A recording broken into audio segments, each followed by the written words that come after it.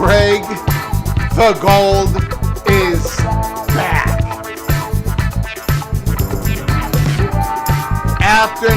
After 8-9 losing weeks in a row,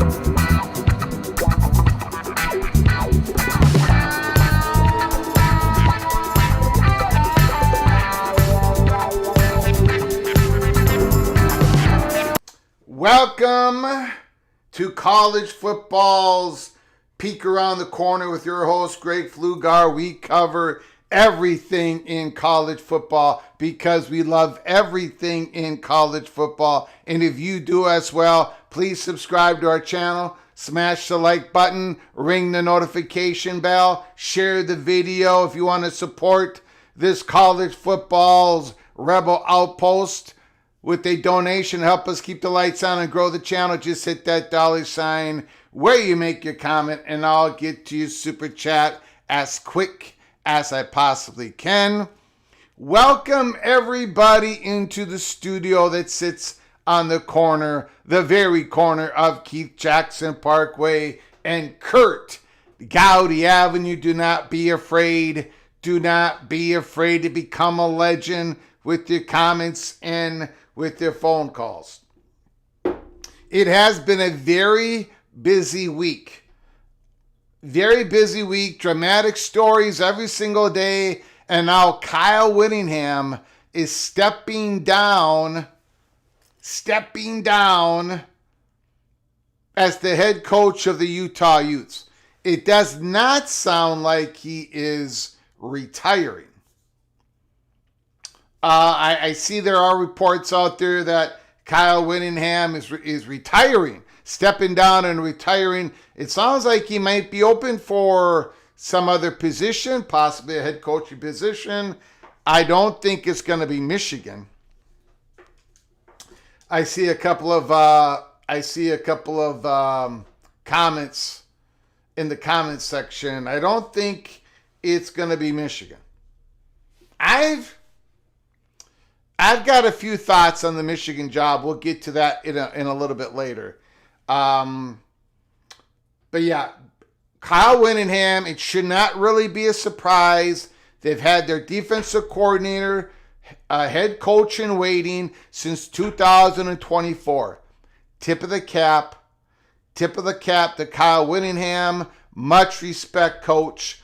Much respect how you built that program. Unbelievable job by Kyle Whittingham. I think 21 years? Ever since, what's his name?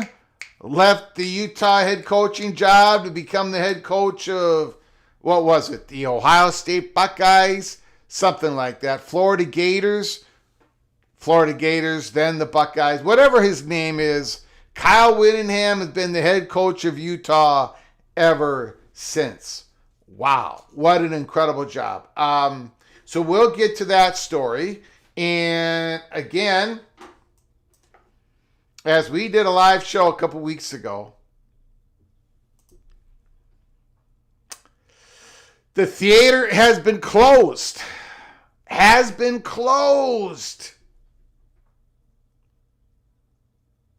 Since the UC investment deal went belly up. Well, the theater is going to be opening soon. The theater is going to be opening soon. And I want to just, before I get into that, I want to show you guys something here. Real quick. Ross Bjork, the athletic director of the Ohio State Buckeyes. The Buckeyes were the leaders in the Big Ten when it comes to a lot of things. And they're going to be the leader in the next expansion of the conference. But they became the leader in trying to get the UC investment deal done for the Big Ten. Ross Bjork said he talked to, there was a panel featuring Buckeyes athletic director, J.P. Morgan executive director, Elevate, people at Elevate. And he opened by calling this the most transformational time in college athletics, stressing that schools must examine every financial tool, including borrowing, fundraising, passive capital, which UC Investment was, or institutional investors? Because the answer is money. Now, what's the question? In other words, whatever question you have, the answer is money in this transformational age. He also emphasized that governance, not valuation, ultimately derailed the Big Ten's private equity exploration.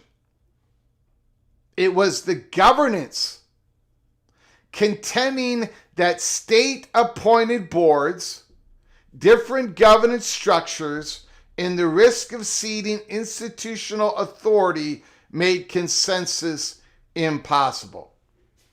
And I think what he's saying is, if we gave over here, we would have lost over here. If we gave into this board over here, this structure, there are board members that are appointed by the president. There are board members that run for election. It's just so many different ways how these schools do it, how much authority they have in it all. It just doesn't look like it's going to happen. So as far as the Big Ten,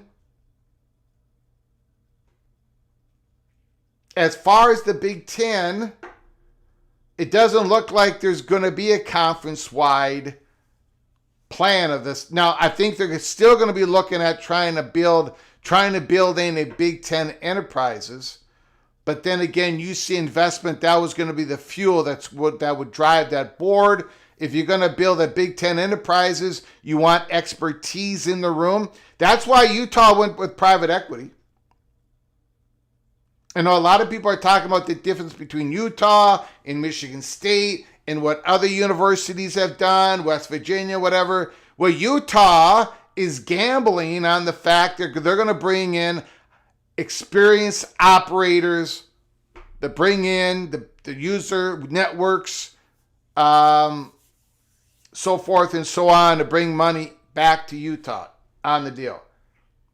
It doesn't look like there's going to be a Big Ten-wide deal on that, but maybe they can still build the Big Ten enterprise. We don't know.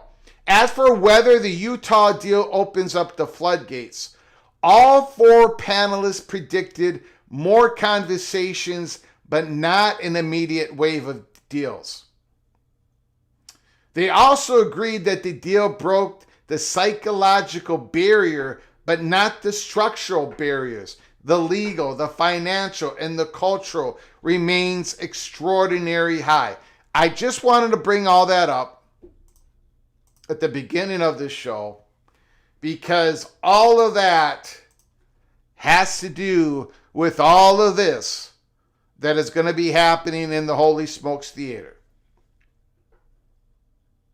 There are the believers and there are the non-believers of bringing in third-party capital, giving the third party a stake, giving your donors a stake in your athletic department, which also Utah just did.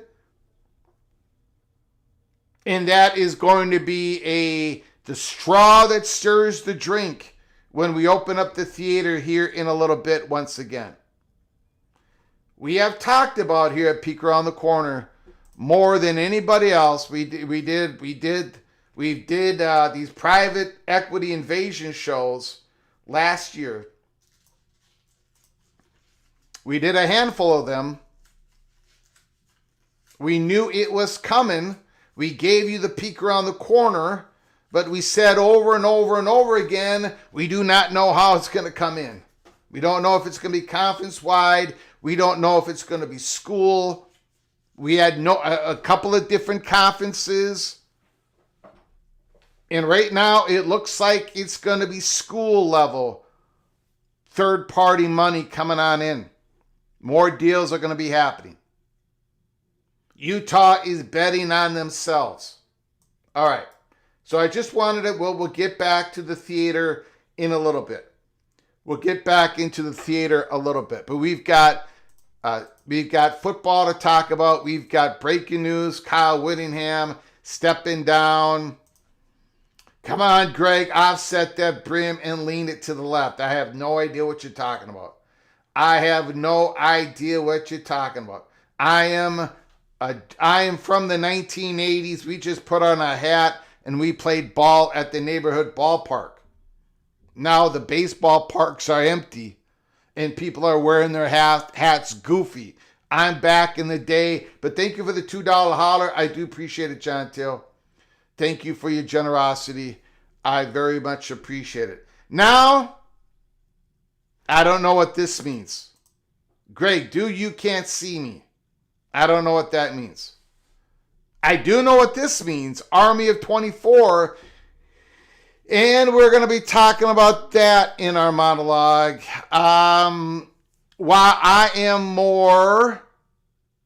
I'm not a WWE guy. Studzilla, I'm an AEW guy.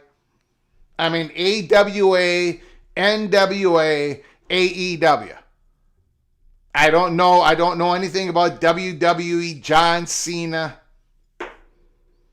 Okay.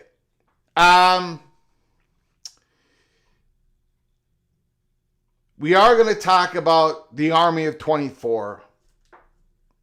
And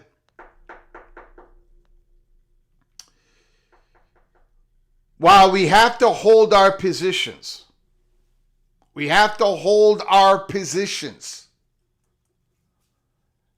it sure sounds like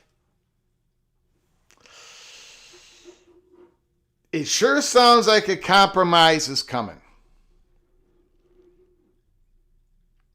According to Ross Dellinger, latest podcast, it sure sounds like a compromise is coming down the track.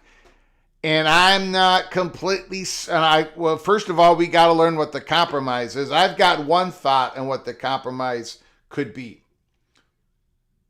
But I am this close from going off on Tony Petiti.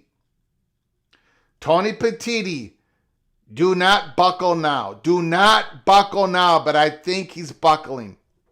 I think he's going to buckle. We'll get into that in a little bit. First of all, look, guys, I have gone 9 weeks? 8 or 9 weeks losing. I have not had a winning week against the spread in so long. And I had a really good record going into my horrible spin. But I warned all of you. That in the conference championship games in the playoffs, I become Greg the Gold. It's happened every year. This is our 4th year doing it, and it happened again. Let's go through the games real quick. Troy, James, Madison. I took Troy. You all took Troy. James Madison did not cover. They won by 17, but they did not cover. And I even said on that live show, the line should be 17, not 23.5. Troy covers. Kennesaw State and Jacksonville State. We both took Kennesaw State. Greg the Gold and the PATC Einsteins. North Texas and Tulane. I took Tulane, and you all took North Texas. And I got a feeling that Tulane is going to give Ole Miss Rebels a much better game than they gave them earlier in the year. Tulane, this is they're as legit as Boise State was last year. Tulane is as legit as Boise State was last year. I know they don't have the rankings. I know there's reporters out there saying Tulane should not be in the playoffs. This is a travesty.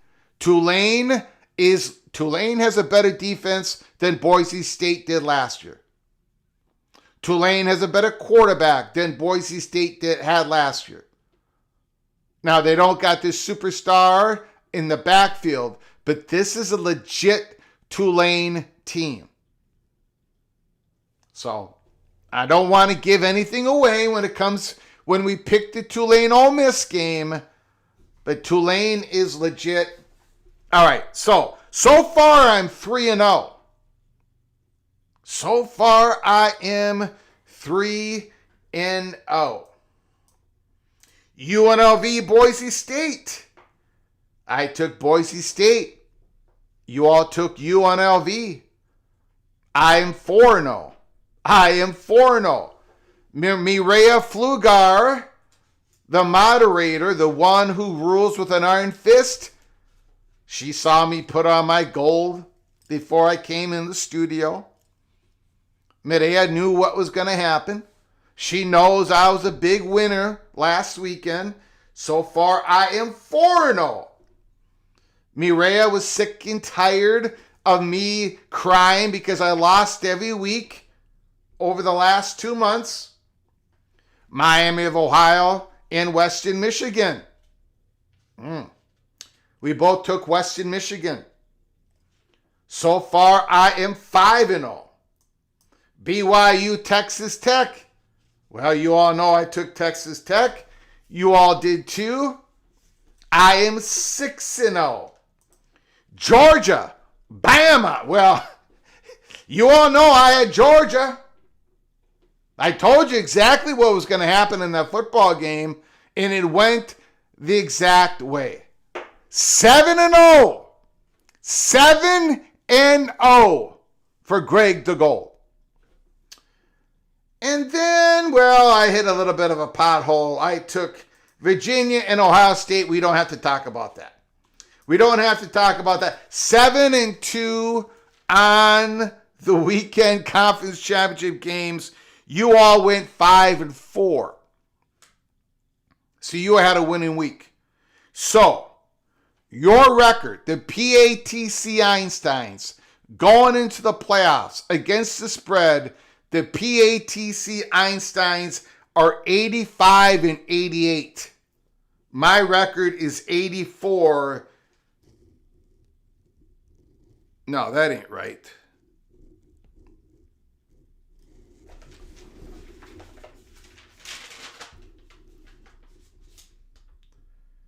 Uh, 82.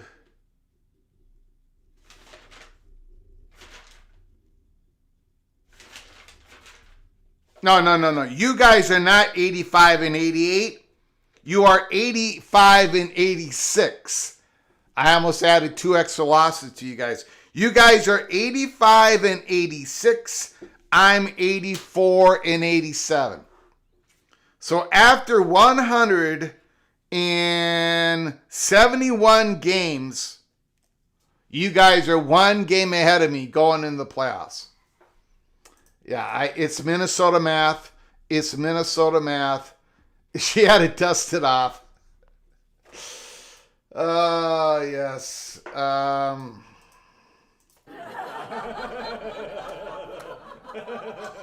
Okay. Let's get into the Kyle Whittingham situation here. Breaking news. And again, early next week, we're going to be talking about the playoff games. We are going to be making our predictions against the spread. I'm feeling really good about those first 4 games in the first round. I'm feeling pretty good. We're going to be talking about that extensively early next week. Kyle Whittingham.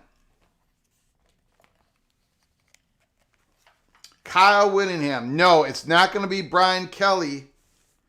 It's not going to be Brian Kelly to Utah. They've had a head coach in waiting since 2024, their defensive coordinator.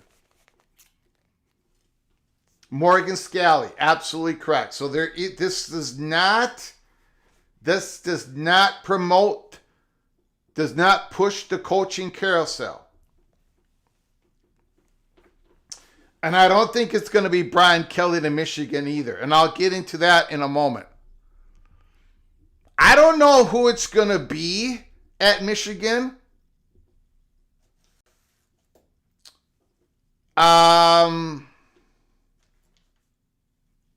I've got Kalen DeBoer as number 1 on the hot board. But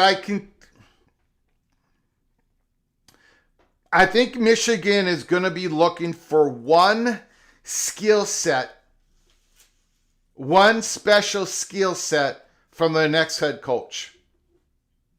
We'll get into it. But Kyle Whittingham, he put out a statement. The time is right to step down from my position as the head football coach at the University of Utah. Whittingham said, it's been an honor and a privilege to lead the program for the past 21 years. And I'm very grateful for the relationships forged with all the players and assistant coaches that have worked so hard and proudly worn the drum and feather during our time here. The opportunity to guide so many talented young men as they pursue their goals, both on and off the field, has truly been a blessing. Thank you to the university, the Salt Lake community, and all the Ute Nation. And most of all, my wife and family, for your unwavering support that has helped make Utah football what it is today. So I just, once again, I want to say congratulations to Kyle Whittingham on an incredible career at Utah.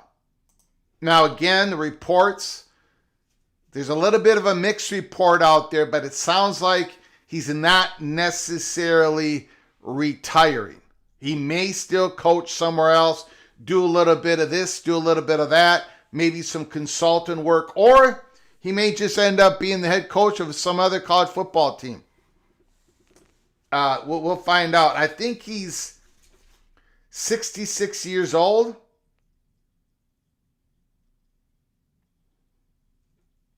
He has a giant bonuses attached to not taking another job. So it's unlikely he takes a gig elsewhere. Thank you, Noah Harmer. Appreciate that comment. Joe Brady.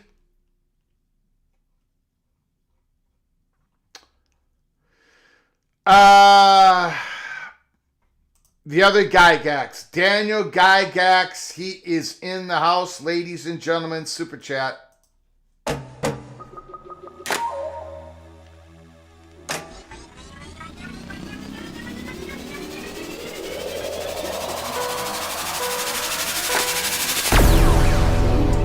Daniel Gygax won 88-71 and won the CFB Mafia pool. The Mountaineer defeated the BYU Cougar, defeated the Utah Ute, defeated the Miami Hurricane, defeated both Washington Huskies, and defeated that Buckeye, and won the CFB Mafia pool. Congratulations, Daniel Gygax. I was rooting for you because I would not root for the other ones. That is for sure. Congratulations. 88-71. Whew, wow. If I had a record like that, none of you would hear the end of it. Fortunately for all of you, I'm never going to have a record like that because I'm Greg the Loser, the mayor of re-elected Loserville City. But again, this week I did win. So, anyways, do you need an abacus? No, I do not, Evil Badger, but I do need those $2. Thank you so much for your super chat, Evil Badger. I appreciate your generosity so very much. Thank you so very much. I look better in gold. Well, too bad I can't wear it for more than a couple weeks of the season. Too bad I can't keep wearing it, but because I lose so often, that's really not probably going to happen. Let me get back. Gotta check this.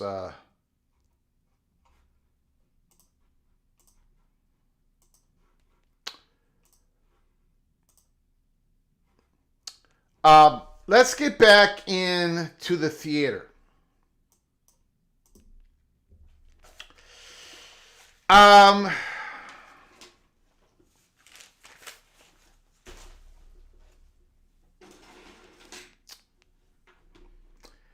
Jim Phillips, as we reported, as it was reported yesterday, and we put it up on the screen for y'all. Jim Phillips is telling everybody, look, private equity, this third-party money, it's not the boogeyman that everybody thinks it is. We've been looking at it. We'll do it if it works for us. But ACC has not been able to pull off a conference-wide deal. The Big 12 has not been able to do a conference-wide deal. The Big 10 looks like they got awfully close, but they could not pull it off. Now, maybe they'll go back to it. But right now, it doesn't sound like they are. It sounds like, according to the Ohio State Buckeye athletic director, it looks like for now it's dead. So what would that do? What type of effect does that have for the Holy Smokes Theater? It has a lot to it. Now, of course, we've been talking about here for ever since the settlement happened, Florida State and Clemson and the ACC. Ever since that settlement happened, we here at Peek Around the Corner have been saying over and over and over again, nothing is imminent, nothing has been done, nothing has been settled. A lot of action, a lot of positioning, a lot of talking, but nothing is close, nothing is imminent. And we stand by that, and it turned out to be true, and we still believe that is the case. We still believe that is the case.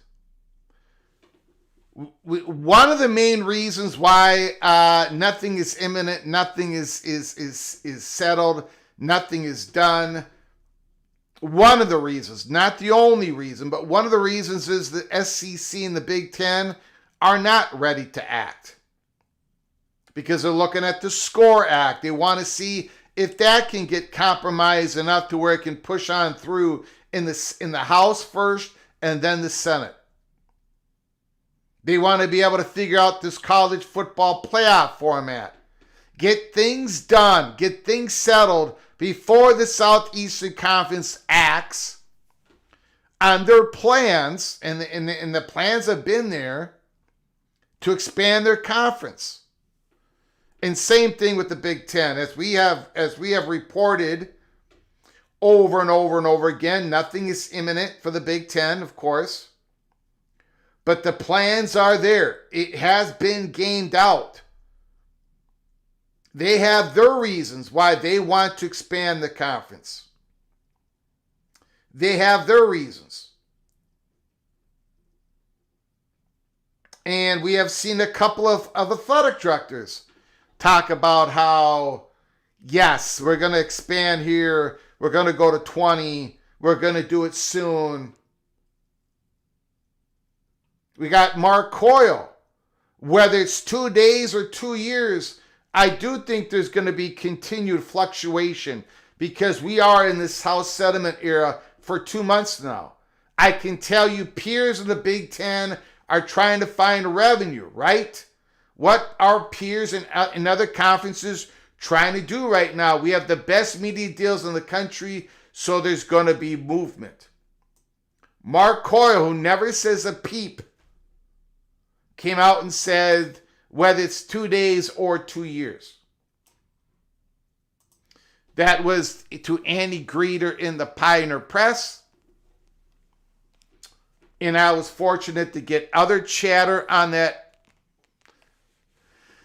How do I say it? We were fortunate to get other information in surrounding all that.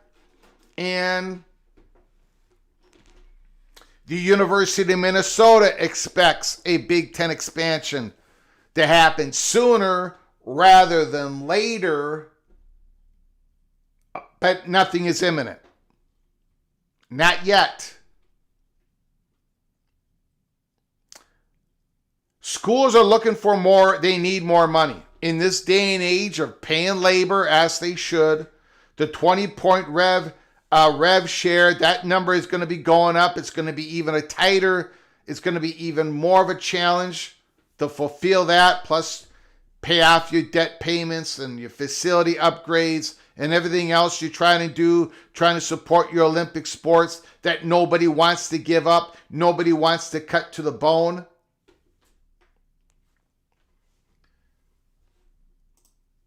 The Holy Smokes Theater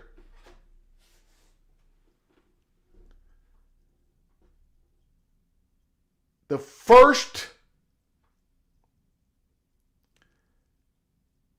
I believe, and I said this at the beginning, I've said this for a while.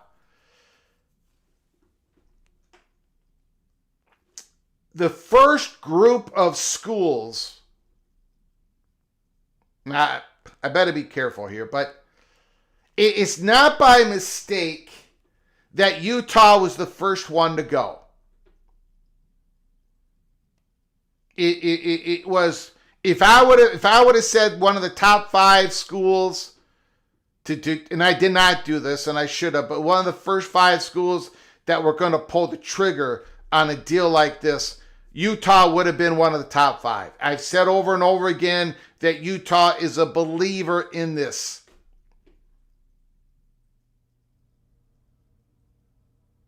They're betting on themselves. They do not want to leave any rock unturned. In Utah, you may believe it's not going to work. You may believe it's going to work. But what Utah has done is they have put the fear in God in a lot of schools right now because they fear it's going to work. This might work. And if it works, and it's obvious that it works, then we are even a little bit more in danger of not getting in to a P2 situation because we think we have a shot.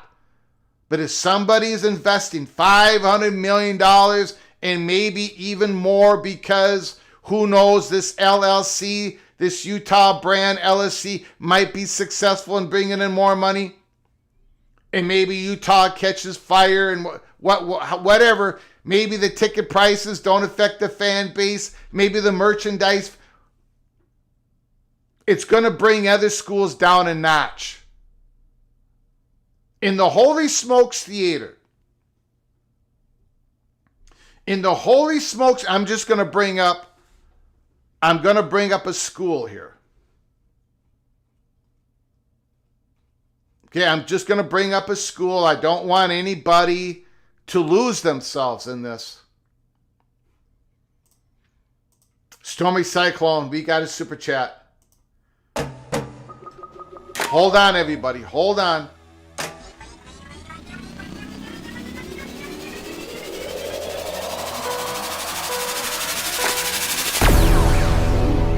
Stormy Cyclone.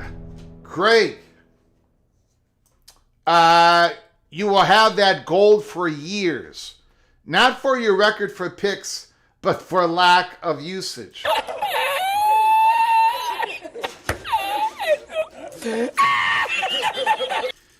Yeah, this plastic gold. I mean, this real gold is not going to be worn out anytime soon. You're absolutely correct. Absolutely correct. Thank you for the $5 holler, Stormy Cyclone. I very much appreciate your generosity. Thank you so very much.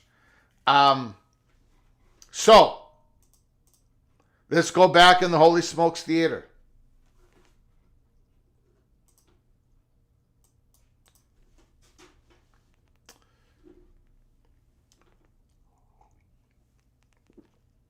Put down in the comments section. Put down in the comments section.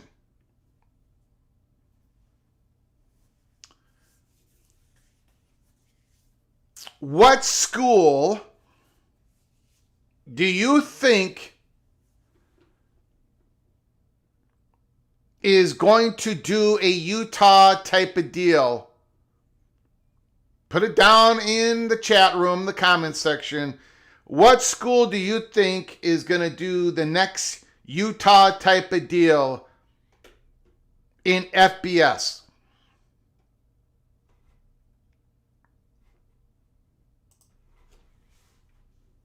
UNC, Colorado, Florida State, Kansas, not Texas Tech. Cody Campbell, no, it won't be Texas Tech. Iowa State, Duke,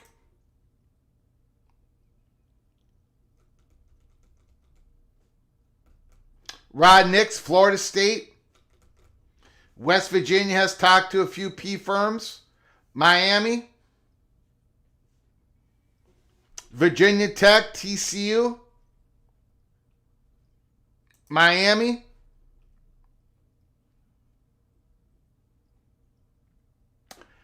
I have two schools. Well,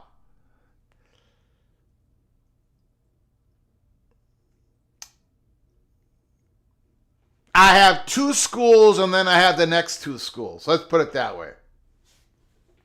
And we have been, I have been talking with people on this. And again, look, the chances of me getting this right is about 1%. But I think one of the great motivations for Utah to get out ahead, to be the first school that did this, is because they believe they have garnered enough interest from the Big Ten to give this a shot. It doesn't mean they're going to go to the Big Ten. There is nothing done, but they believe they have a shot at it, and they're not going to leave any rock unturned. They believe this is going to work. Let's go for it. I believe that North Carolina, if something doesn't happen soon with the Southeastern Conference, and I don't think it can, for reasons we've talked about, I think North Carolina is a school that we could be hearing from making this same type of deal. And I believe that Florida State is a school that could be making the same type of deal. Now, I'm going to name two other schools here in a moment.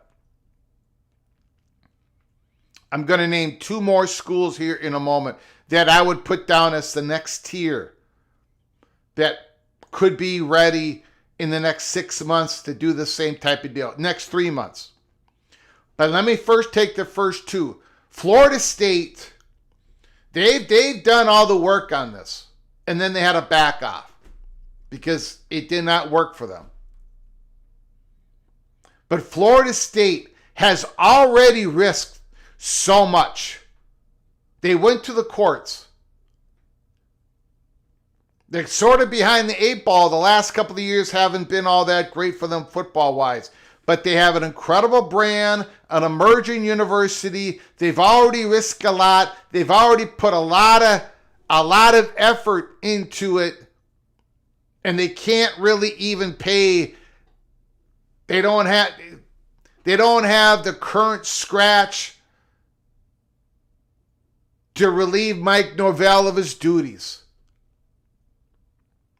You've got to think that the internal pressure for Florida State, for Peter Collins, for the board, for everything, there has to be internal pressure for them to get something done, to bet on themselves, because they got to believe that the Seminole Nation, that market, that brand, those fan bases would support such a move. North Carolina, I think North Carolina has been one of the schools that have been spearheading an ACC type of deal if they could get it to work, if they could get everybody on board. And I don't think they're going to be able to do it. But North Carolina has been looking at their own school level, private, third-party funding. Give whatever this third party stake in their future. So North Carolina, Florida State, I think are a couple of schools that are going to be following up after Utah. They have all the incentive to do so. Remember, you got to have two people to tangle on this. You got to have third-party money that believes that your market, your fan base, your brand is so valuable that you're leaving money on the table, and we can juice that, and we can make money off it, and of course you, the school, the athletic department, that can make more money off it. Utah believes in what they got. Florida State believes in what they got. Remember, Florida State thinks they've been unvalued for decades, and they have been.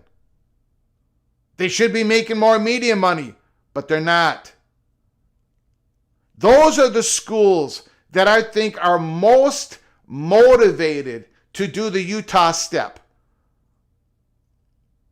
We've been talking about we've been talking Utah before Brett McMurphy said it in public about how, a couple of months ago, Brett McMurphy said, and he had a source, Big Ten source, said Utah. He said that in a couple of interviews, that they're one of the Big Ten candidates. We have been giving you the peek around the corner on that for over a year, because that is the chatter behind the curtain. That is what the BTM and associates tell us. That is what I have reported to you. Utah believes there is juice in that, and it's not as risky as you all think. We're going to make money on this.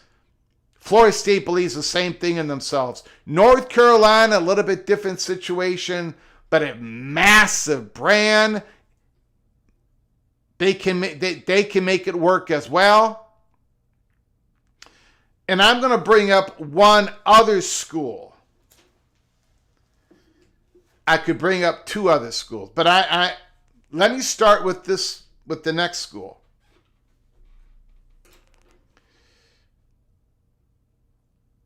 I think, yes, I believe that to be the case. North Carolina Board of Governors would have to approve. Yep. Yeah. And I think, that's one of the next two schools I was going to talk about. I'll go ahead and skip. I'll go to the fourth school, and I'll come back to the third school. The fourth school is Duke. Duke can probably get a really good deal. A really good deal. Because they got alumni. I mean, they run some private equity. They run, what was it? Apollo? I mean, Duke people run that place. I think Duke is the next one. Not the next one, but top four. I mean, Duke. So if Duke does it, now that's going to be like, that's probably going to help North Carolina's ability to get the Board of Governors on board. Because Duke doesn't need, they're not associated with the Board of Governors. But if Duke does a type of deal, and I think they will, if Wake Forest does that type of deal, and I think they will, because Wake Forest is a believer in all this, and I've been telling you all that for over a year. So when you got a couple of private institutions in the state of North Carolina getting a massive cash infusion, betting on themselves, that's probably going to help North Carolina. So Duke is, of course, one. The other one, I think, is going to be doing a deal.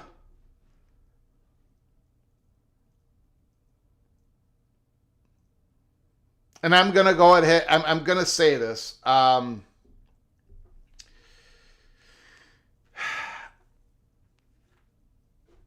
No, I'm not going to say the Gators, but you're close. Another school that I think is going to, that there are people believe that are going to do this type of deal, but it's going to be bigger than Utah's. It's going to be a different level of deal. It's going to be a massive deal if they pull the trigger.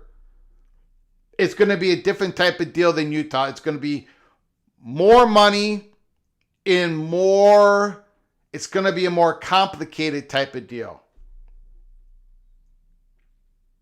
And that's Miami. So Miami, Duke, Florida State, North Carolina, I think those are schools that in the next 6 months to a year is going to be following up on Utah. And the Holy Smokes Theater is going to be opening soon. Going to be opening soon.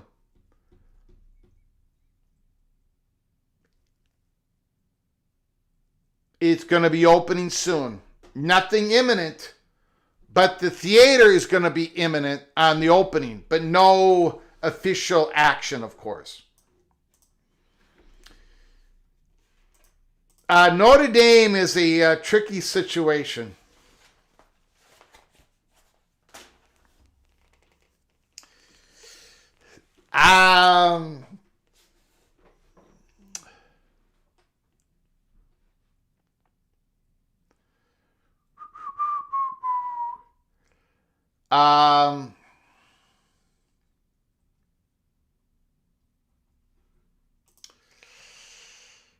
Notre Dame is a very tricky situation. The theater is empty because it's been closed.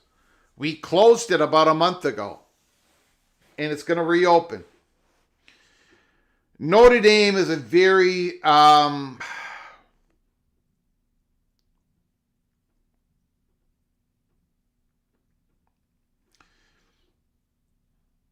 very tricky situation.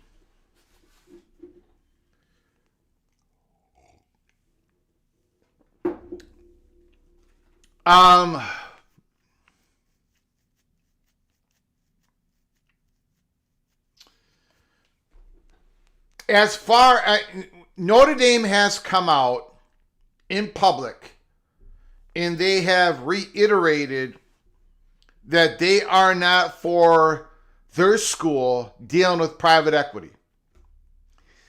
Although Jack Swarbrick was for private equity to build a super league of 70 schools. But Notre Dame is not in favor, supposedly, Bavacqua has recently said that, of doing a school-wide private equity deal. So I don't think Notre Dame is going to take part in that, or they're not going to be one of the next teams that take part in that. But I do think Notre Dame, their relationship with the ACC, and what the world is going to look like in the next 2 to 3 years, all that is going to affect Notre Dame. It's going to affect them at some point. And I think it's beginning to. You had NBC come out, yesterday? Was it yesterday or today? Was some comment about basically Notre Dame is still Notre Dame, and people are talking about Notre Dame because they're Notre Dame, and it was kind of a feeble supporting type of support. It was feeble. It's not like what ESPN can do for the Southeastern Conference. It's not like what Fox can do for the Big Ten. Right? I mean, Notre Dame doesn't have that. They don't have that support. They're finding out that, they don't have that. They do not have that support to rely on. They don't have that. ESPN would go to bat for the SEC schools, of course, over Notre Dame. And you saw what the ACC network did, and they should have. I agreed. They should have supported Miami. But Notre Dame doesn't have, they just don't have that institutional media partner support. I don't think Notre Dame takes part in a school-wide deal, in my opinion. Caleb Ramirez, what you're talking about tonight, does this increase expansion or decrease expansion? Thank you for becoming a member for 24 months. I very much appreciate it. Caleb Ramirez, you are once again knighted, cloak and dagger. 24 months, excuse me. 24 months. Thank you, Caleb Ramirez, Mr. Buckeye. I appreciate it. I don't know about increase or decreases. I do believe that it is the straw that is going to stir the drink.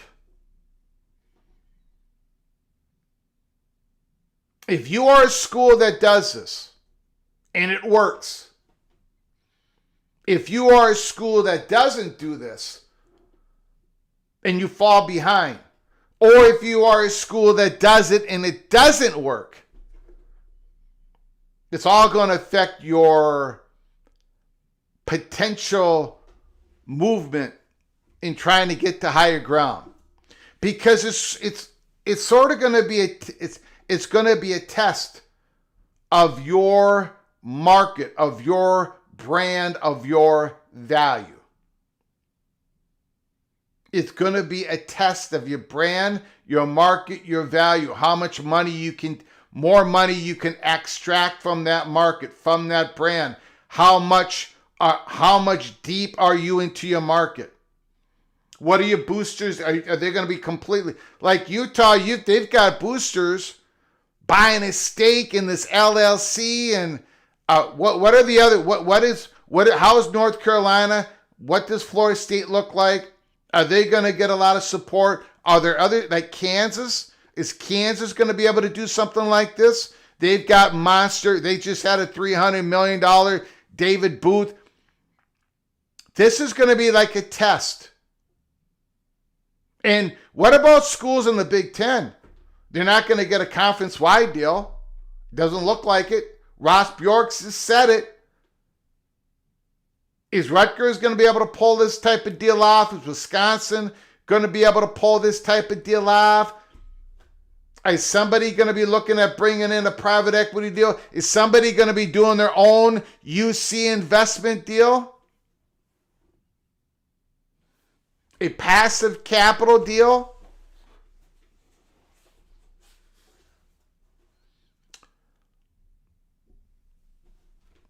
But these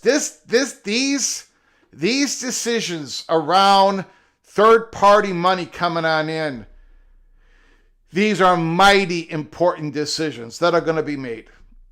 And it's going to have wide effect on what's going to happen, in my opinion. It was always going to come, but we didn't know how it was going to come in, right? I said that over and over again. Guys, I don't know if this is going to be conference level, school level. We were told that conference levels would be less risky, more valuable, but none of them can get a conference-wide deal done. And we can understand why the Big 12 can't get it done, because if you're going to get a conference-wide deal, you're probably going to have to extend the grant of rights, and there are schools in the Big 12 that do not want to extend the grant of rights. The ACC, I mean, good God, Florida State and Clemson are not going to be for anything that harms their settlement with the ACC. North Carolina doesn't want to do anything that harms that settlement with the ACC. They want to give themselves an option to get out of the conference. But I also believe there have been the top branded schools in the ACC that have been looking for a big type of deal that could that could create a reimagined ACC. But the chances of that happening are pretty small. And then you've got everybody looking at 2030. I mean, you've got Utah, you've got Florida State, you've got Clemson, you've got schools that are looking at this and going, well, you know, if we don't make it into the Big Ten, because the Big Ten can't agree on anything, if the Southeastern Conference, if they're willing to sit at 16 or they go up to 18, they don't do a big scoop and they're going to sit at 18 and they're making so much money and they have no reason to expand, well, there's still going to be some very valuable brands and schools outside of the P2. And are we going to do a best of the rest type of conference? You got everybody looking at every type of angle. And the success or the non-success of these deals are going to tell us a lot. They were always going to tell us a lot. And now it's finally happened. Utah has done it first. Others are going to follow. And I think the others, not all of them, but I think most of them are going to be in basically the same tier as Utah. A possible candidate for the Power 2. They have a real motivation to make sure they turn over every rock on getting more money. They want to get to that stratification line. They want to be able to compete.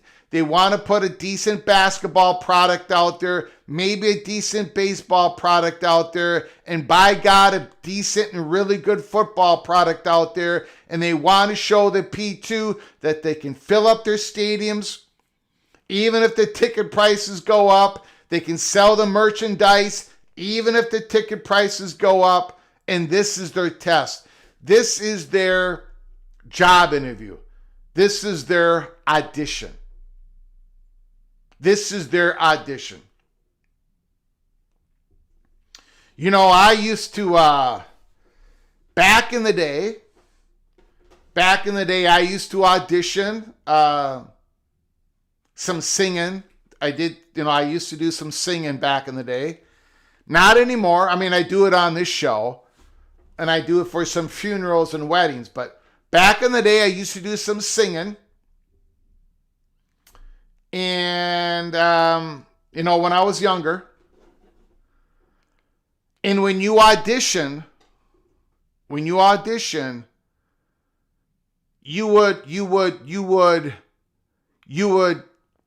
would sing a song that people would consider difficult. You would not sing an easy song. You would not go in there and sing a common song. You would not sing a song that had very little range to it. You'd go in there and you would sing a very complicated song, some Latin song, Messiah, whatever. Ave Maria. And that is basically what Utah is doing. And I think other schools are going to follow up and say, look, you want to know how valuable we are? How valuable we could be for the next 20, 30, 40, 50 years?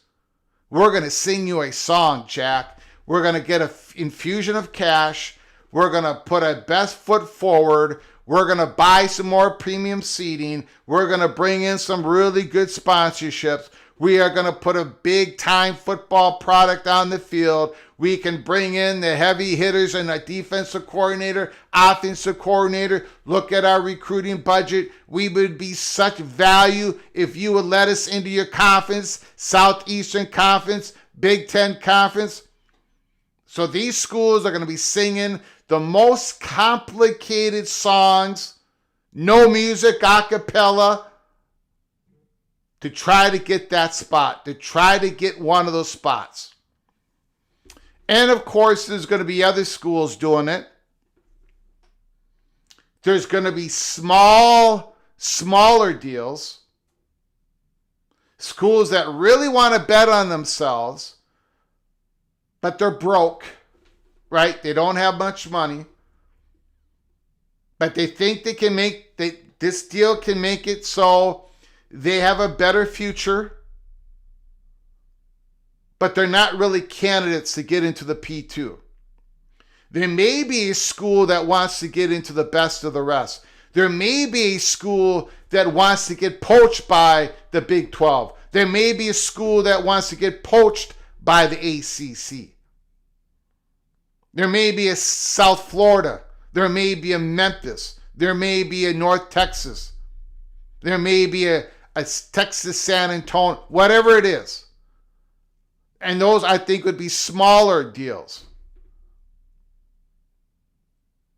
So all of that is going to have a huge effect in the Holy Smokes Theater. And that's why we're talking about it. I think this is a good time to talk about it. And soon is going to be a good time to open up the Holy Smokes Theater. It has been closed for good reason. And when we open it up, it doesn't mean that, it doesn't mean that something is imminent. Because it's not.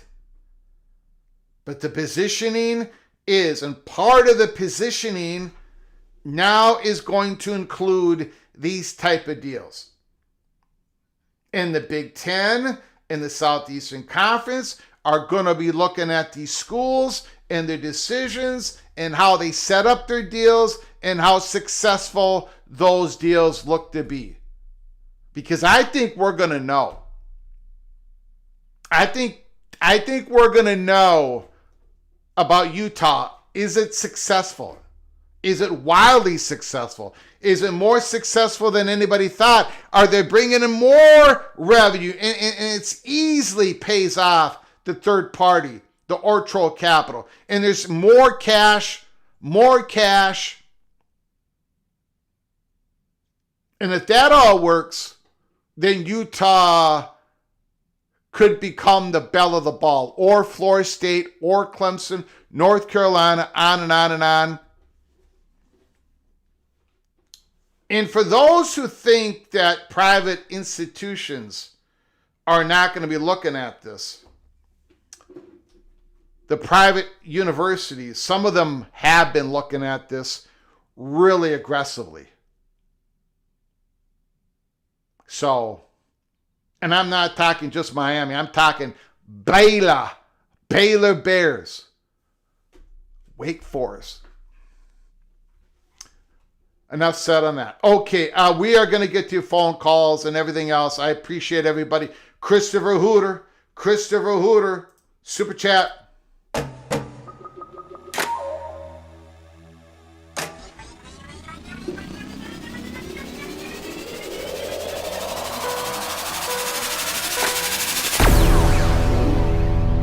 Does Utah, North Carolina, Duke, Miami believe that a private equity deal improves and not encumbers, or at least neutral, their chances of landing in the SEC and the Big Ten?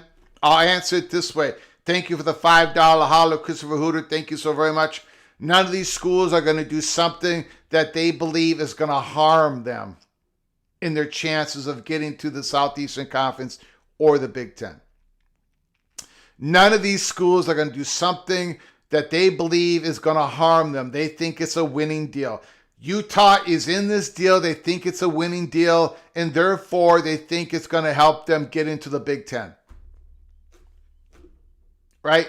They think they're going to be able to invest all that cash infusion, and they're going to use their LLC to create more revenue, and they think they can hatch it down on all the politics and all the sniping and they're going to have to pay taxes on this and that. Utah is doing this because they think it's going to work. Is it going to work? We're going to find out. But none of these schools are going to do it because they think it's going to harm them or encumber them. I don't think a Southeastern Conference, I might be wrong, but I don't think the Southeastern Conference is going to penalize North Carolina if they do a school-wide private equity, passive public capital deal. As long as North Carolina can pay back the stakes that they would, they're going to have to give stake to a third party if they do a deal like Utah. As long as they can do that, get it done, and get over the Southeastern Conference, I don't think they're going to be harmed by it. Unless it doesn't work. right? There's a flip coin of this. What if it does? What if they do it and it doesn't work? Well, then they're going to be harmed. But the question you're asking, does these schools believe that it improves? Yes, or they're not going to do it. But again, none of these other schools have done it yet except for Utah. We just think they're going to be part of the next wave or the second wave or the first wave if you don't call Utah a wave. Greg, was you a Backstreet Boy? No. No, I was too good looking, Don Scruggs. I was too good looking. They would not let me be a part of that boy band.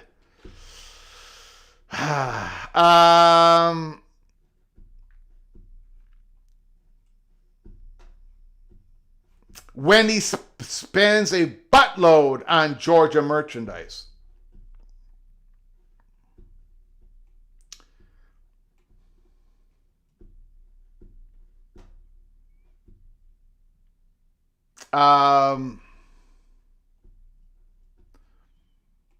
That whole Notre Dame USC situation.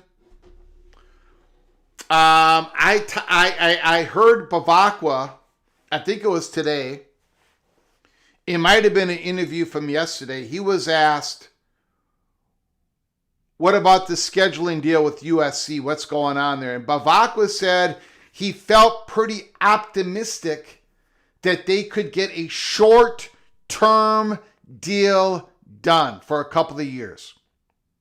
But then there'd be another gap that they would not play.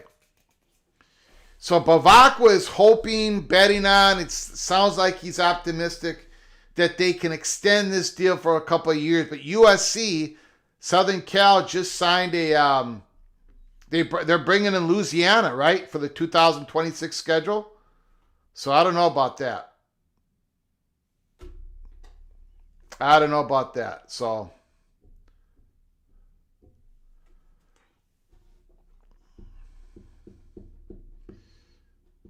no, it was not a part of New Edition either. Look, I'm a solo act, guys. I'm a solo act. I can't be part of a band. Okay, let's go to your, let me make sure I got everyone's super chats. Christopher Hooter, Kayla Ramirez, Stormy Cyclone, Eva Badger, the other Gygax, John Till. Thank you guys for your donations. Let's open up the phone lines. Phone lines are open. 763-260-1333. 763-260-1333. And again,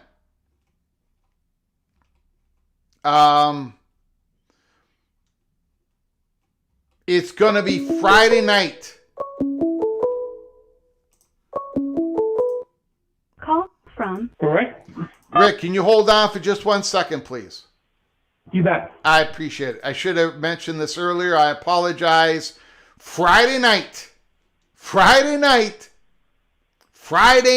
December 19th, Alabama, Oklahoma, ABC, 7 o'clock Central Time, 8 o'clock Eastern Time. Then Saturday morning, morning for me, noon Eastern Time, Miami at Texas A&M. Tulane, Mississippi, 3:30 Eastern Time, 2:30 Central Time, and then James Madison at Oregon, 6:30 Central Time, 7:30 Eastern Time. Those 4 games, we're going to be going into them this weekend.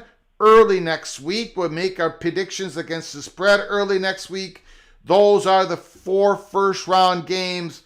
Buckle up, brace for impact. It's going to get wild around here. Rick, the floor is yours. Thanks for your call, sir. Oh, you got a watch party on all 4? No, that's going to be impossible. But I'm going to do the best I can. I'm going to do as much as I can. I'm thinking now. What was that called? That the deal that the Big Ten was trying to get, that Michigan and UC investment. Right, but it wasn't called private equity. It was called Public capital. public capital. Yeah. And we know that's totally different than private equity. And that still wasn't good enough for Michigan and USC. According to according to Ohio State's athletic director, he said the valuation was not the problem. It was the governance. It was institutions have all different types of hurdles to go over, and he just kind of. But the valuation was out of the. The valuation made it. So it was so. The structure. The deal. The valuation of $24 billion. I mean, the valuation was $24 billion, $2.4 billion. The deal, and everyone has told me the same thing. People 1,000 times smarter than me, of course, said that deal had very little risk to the Big Ten schools. Very little risks. And understood. So if they can't get that passed, they're not going to get any conference-wide thing passed. Well, that's exactly my point. Yep. That's if the details could be worked out so that USC and Michigan were happy with it, it would still be a deal that's nothing anywhere near like what Utah has entered into. Yeah, it's a different type of deal. Yes, sir. Yep. So doesn't that put Utah in potentially a very dangerous position if the Big Ten were to agree upon something like they were considering, and then Utah wanted to join? I mean, I don't know the answer for sure on that. I would guess no, only because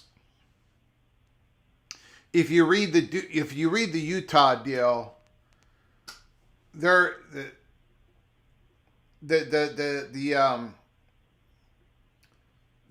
Utah donors and the universities can buy back the stakes of Orto Capital After 5 to 7 years. 5 to 7 years. Yeah, and I don't think that would cause the Big. Just my opinion. I don't think that would cause the Big Ten to. And anyways, I don't think the Big Ten's going to do that conference-wide deal, and I think Utah might know that because and they said, okay, we'll do this. You know what I'm saying? It's like, I mean, the athletic director just came out, Ohio State athletic director, and said, basically, it's not going to happen. So okay, maybe Utah was told that. I don't think I was aware of that. Okay, yeah, that's a very big deal. I thought it was like they were very close, and it was just a matter of tweaking it in order to get USC and Michigan what they want to keep them satisfied. But now you're talking like it's abandoned. Yeah, let me see if I can find that again. I don't think I. Yeah, I'll look for that again. I read it. Go back earlier in the program, and I read a little article that basically described the athletic director Bjork of Ohio State was talking in front of a panel with Elevate. They were part of that panel. Elevate has come out and said more and more schools are talking to them about doing school level deals. And Ross Bjork was talking in front of Elevate and other people and said, this is the reason why the conference-wide deal did not work. And he basically said this is the reason why it's not going to work. So go back earlier in the program tonight. You can hear me talk about it. Oh, okay. That is a problem because I missed a bit of the program. Mm-hmm. And then, so if anyone in the Big Ten decides to go off and do something like this on their own, I think they will. This is going to get so messy. Yeah, I think Big Ten schools are going to do these type of deals. Yep. On their own. Yep. This is going to get really, really messy. Could be. Thank you. You got it, buddy. Appreciate it. Beautiful.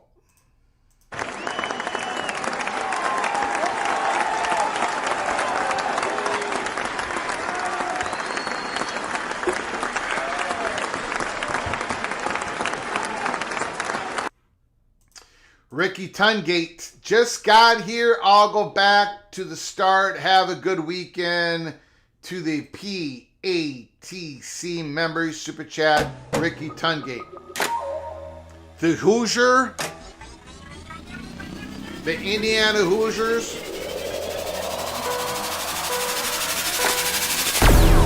they're not going to be playing on December 19th. They're not going to be playing on December 20th.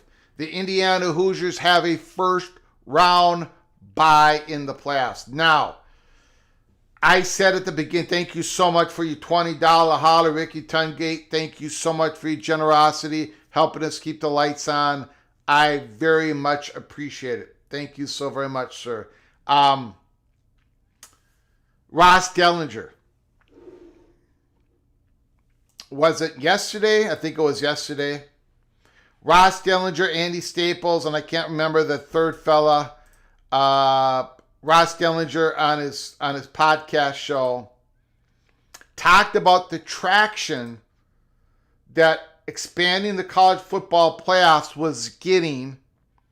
His sources are telling him that they're getting closer and closer and closer to agreeing to expand the college football playoffs to 16. Ross Dellinger just said that on his podcast. I believe it was yesterday. Now, Ross Dellinger did say they're going to have to get the Big Ten on board because the Big Ten's not on board.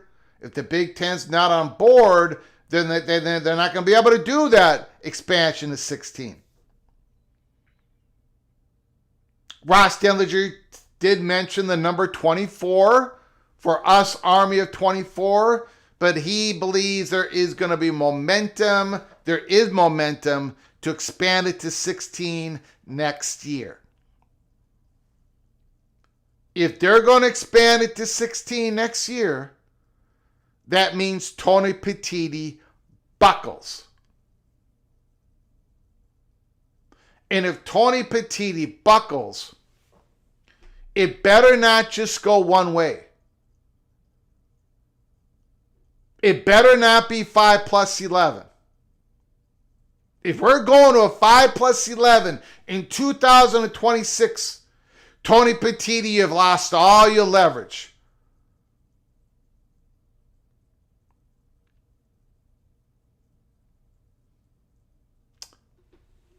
I can't imagine, because I went through this yesterday, there really is no playoff of 16 that really works. I mean, other than if you believe in a 5+11. The only compromise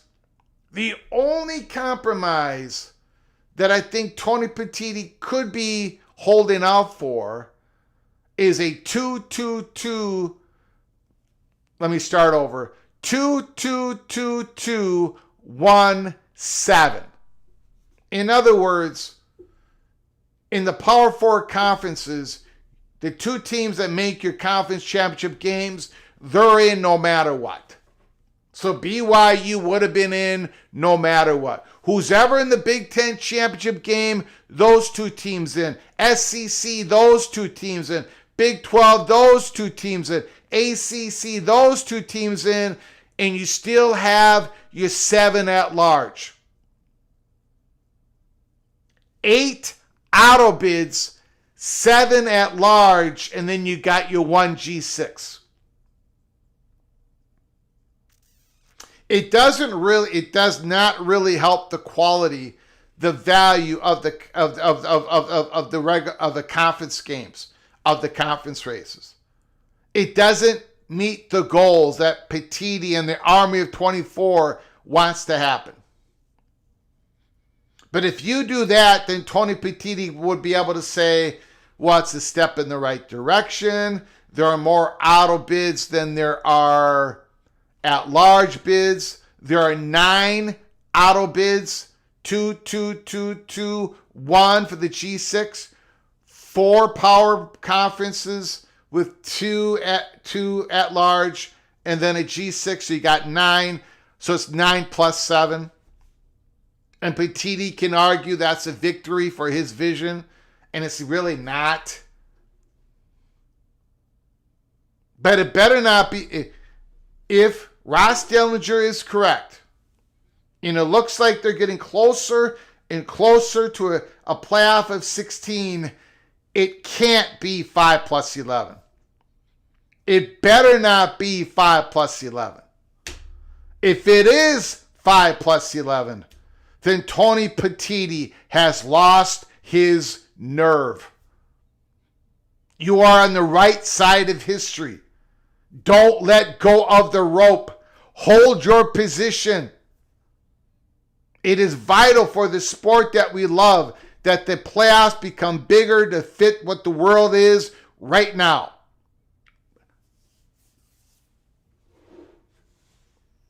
That really render the yeah, it would. And there would be no first round bye. There would be no incentive. I agree, Tom DeBay.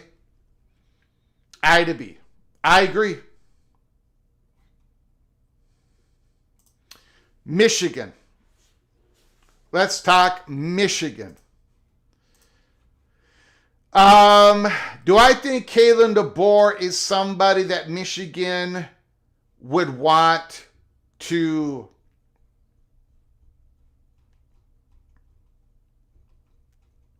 hire? Yes.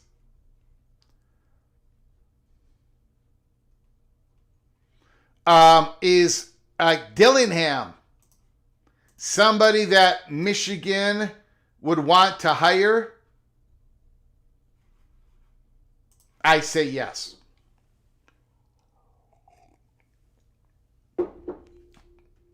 I do believe that Kenny Dillingham is a candidate for Michigan. So our Michigan 1.0 board here at Peek Around the Corner, one name, Kalen DeBoer. Michigan 2.0 board here at PATC is Kalen DeBoer and Kenny Dillingham. And the reasons I believe both of those are your top picks is because both of them run a tight ship. Beyond their success, and they've had a lot of success, Kalen DeBoer ran a tight ship at Washington. And he did previously at lower level jobs in Dakotas. This is one of the reasons why Alabama liked him so much. This is one of the reasons why Nick Saban liked him so much. Kalen DeBoer runs a tight ship. So does Dillingham. Dillingham's all about culture. Culture. But he lays it down when he needs to. He's a player's coach up until a point. Even though he's a young, very young head coach. Kenny Dillingham has no problem. He's got no problem running a tight ship. He's got no problems talking to the press. I think Dillingham and DeBoer are number 1 and number 2. I put DeBoer at number 1, Dillingham at number 2. I think running a tight ship, an ethical, tight ship at Michigan is vital for that program. And I think they got a real shot at landing one of those two guys. I don't think Brian Kelly, I don't think Michigan, they don't want the drama of a Brian Kelly. They should not want the drama of a Brian Kelly. There's a lot of names out there I don't think they should not go for. Good coaches, great careers, but stick with DeBoer or Dillingham. Tight ship, culture, responsible individuals.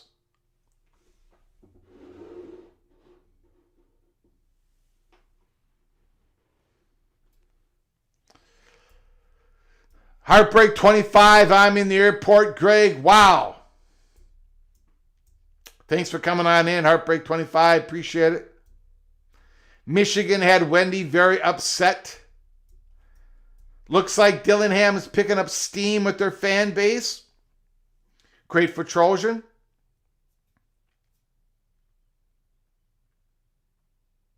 He runs a tight ship. And by the way, man, oh man, by the way, the phone lines are open. Give us a call, 763-260-1333.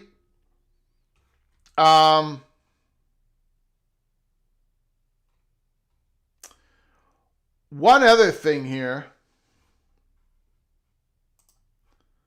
Let me take a look at something here. What's going on here?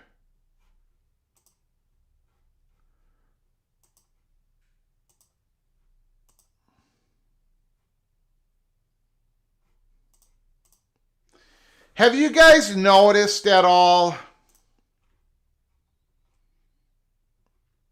in the last couple of live shows,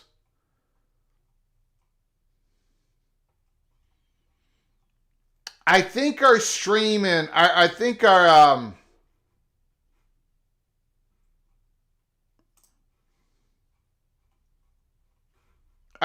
streaming has been better, right?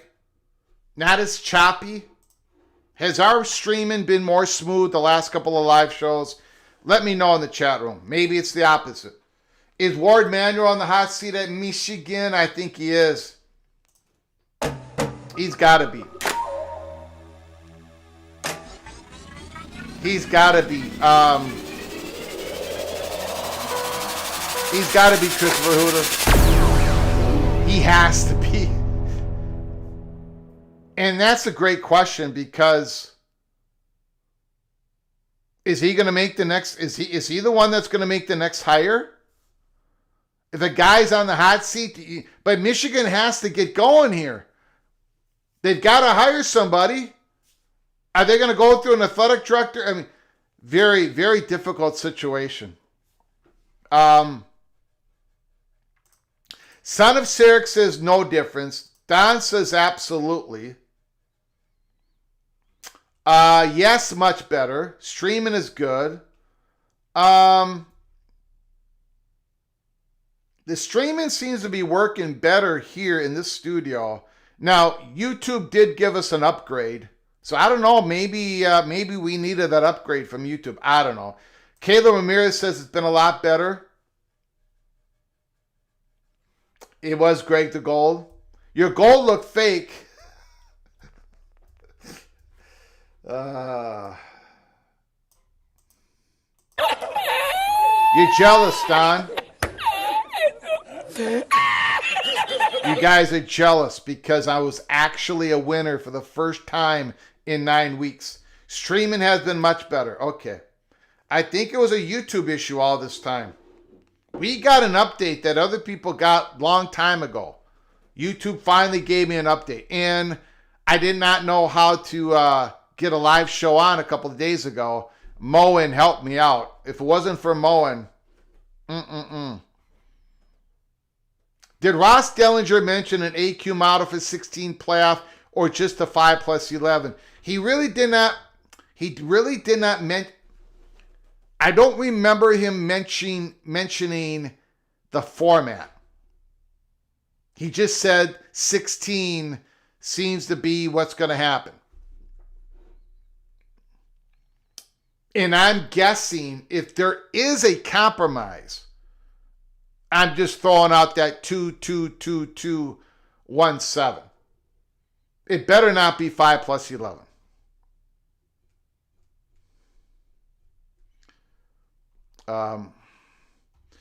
And Ross Dellinger mentioned that I think he mentioned that new presidential hire is going to be happening soon.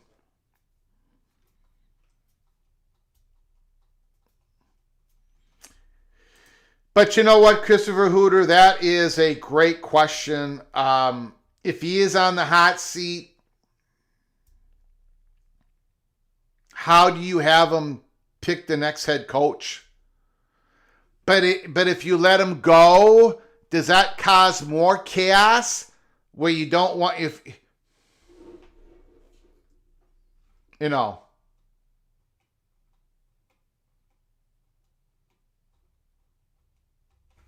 Okay, let me see if there's any other.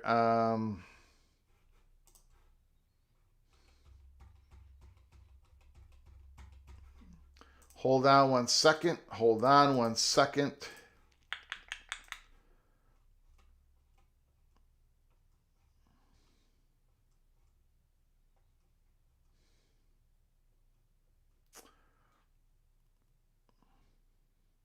Indiana and defensive coordinator Bryant Haynes have agreed to terms on a new contract that will make him one of the nation's highest paid assistants.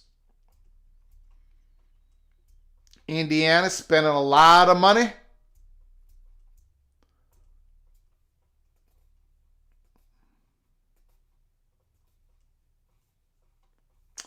Mendoza. It sounds like Fernando Mendoza is the favorite to win the Heisman Trophy. Now, I had Julian saying for the last 6 weeks, but after the Big Ten Conference Championship game, I'm going to go with Fernando Mendoza.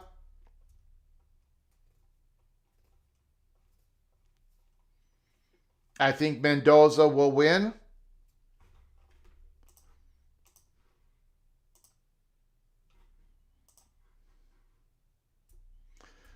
Tim Bruckmeyer, Texas Tech will win the Natty. I can't wait. Let's go. So that is something that I'm going to be doing tomorrow. Saturday, live show, PATC. I'm going to be making my predictions on how the playoffs are going to go. In the last 2 years, I have been golden on my picks in the playoffs. So I'm ready to go. There's one game that I'm still going back and forth on, but I'm going to make my predictions on how all 11 football games go in the 12-team playoffs. And I'm going to show you guys that tomorrow. So buckle up, brace for impact, Saturday live show, talking some football.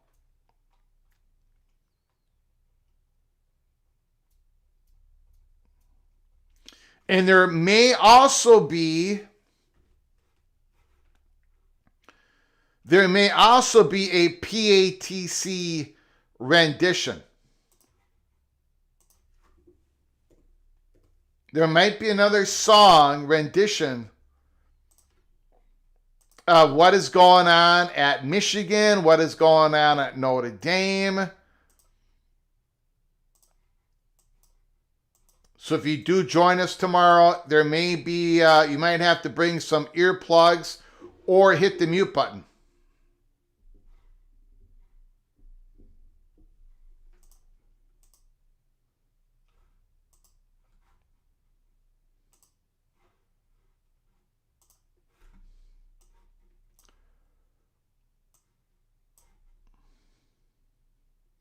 Don Scruggs, so much money for all these schools, yet the price of eggs is killing me.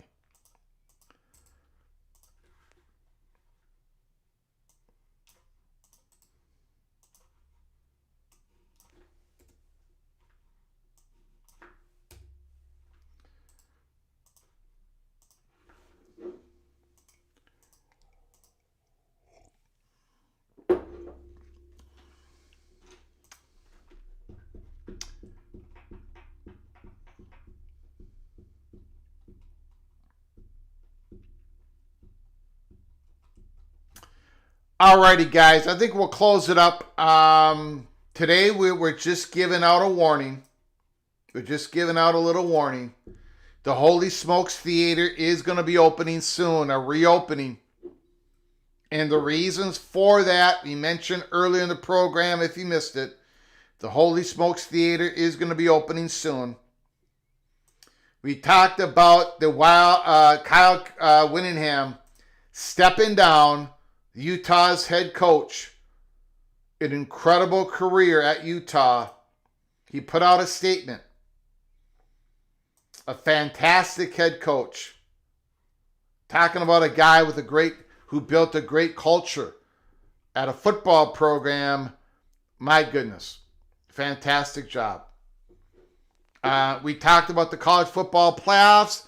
Ross Dellinger reported in Yahoo Sports, his podcast yesterday, that the playoff expanding to 16 is getting closer and closer and closer to happening. And we covered the Michigan situation. I think DeBoer or Dillingham, I think it's very serious. I think the Kenny Dillingham thing could happen. I think the Kalen DeBoer thing could happen. I absolutely believe that. I think both those guys are in the crosshairs for the Michigan Wolverines. And I think either one of them would be a fantastic hire for Michigan. The Monty Show reported, he put on a podcast and put it out on X, saying that Michigan is so radioactive that agents are telling their clients not to take an interview. If you think that is true, well, then you might as well believe that I am a Wisconsin evil badger and I like cheese on my cheeseburger. Michigan has been through a lot, dysfunctional at many levels, but it's Michigan. It's Michigan. And I know a lot of you don't like Michigan. I don't like Michigan. They got the little brown jug, but it's Michigan. It's Michigan. It's Michigan. An incredible university and an incredible brand, a monster of a football program, a monster of athletic department. They're going to get someone just fine. They're not radioactive. They're not in trouble. The Monty Show. So, all right, guys. Until next time, tomorrow, Saturday, buckle up, brace for impact. PATC's playoff predictions coming you tomorrow. Until next time, from all of us at PATC, to all of you, please you all take great care of each other. And as always, God, family, Golden Gophers.